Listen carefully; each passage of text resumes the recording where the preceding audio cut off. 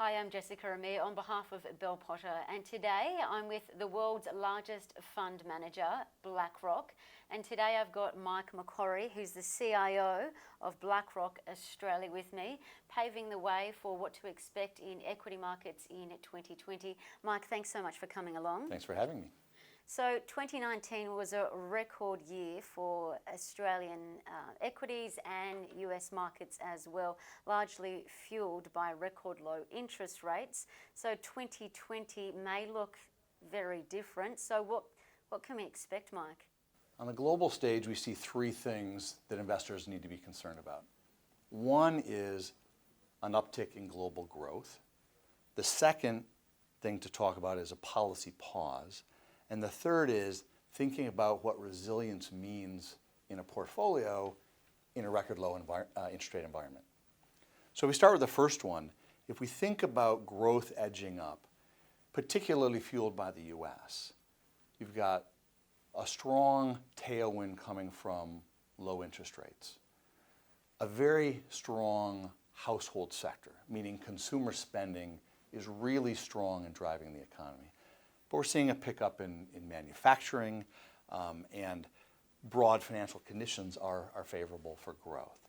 So don't want to shy away from trade tensions and a potential presidential impeachment as noise to that background. But we do see growth picking up globally. That has us positioned in a positive way towards equities globally.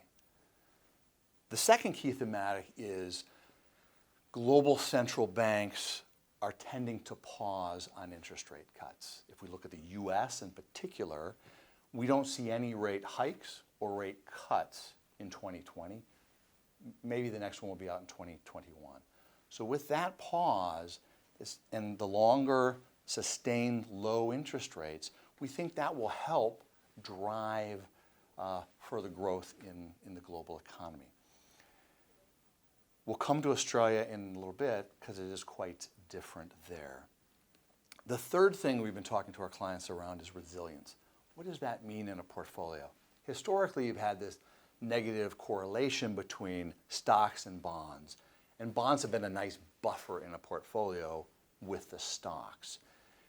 As interest rates have come down, and if you look at Europe, there's a lot of negative yielding interest rates with government bonds. We have to step back and question, are those bonds going to provide the buffer that we would have expected historically?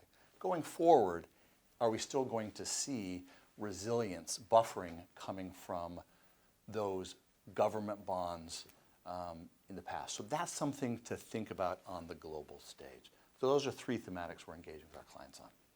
So you mentioned manufacturing picking up, plus we're also likely to see a possible end to the trade war. So when it comes to investing in 2020, how do you see investors should be tilting their portfolios? On the global stage, there's three main areas that we're looking at: an overweight position in global equities, an overweight position in credit or corporate bonds, and a neutral position in government bonds in the portfolios. Why are we overweight equities? We talk about the easing that has come from central banks. That means the cost of capital has come down. That has helped fuel growth. For 2019, we saw some pretty big returns. But if we look at valuation, it's still pretty reasonable. It's not overly expensive, so we're not too concerned on that front. If we think about the growth uptick, what that means to us is we're really looking at forward earnings. That's what we need to see. As long as we're seeing that forward earnings growth, which we really expect in the US, we think it'll be a little bit of an uptick in Europe, that is quite positive. In this growing environment, we like things that are pro-cyclical. And by that we mean things that benefit from low and stable rates and a growth in forward earnings. So things like Japanese equities or emerging markets are two of the positions that we like in the portfolios. Thanks, Mike. And that ties in perfectly to my last question, one that investors have been waiting for. When it comes to Australian investing, what can we expect for markets for 2020? The first thing I'd say is 2019 has been a fantastic year. We've seen fixed income markets, bond markets, up into double digits. We've seen equity markets, high teens, 20% range. That is not our core position for 2020. Still positive, but we don't think it's going to be nearly as strong.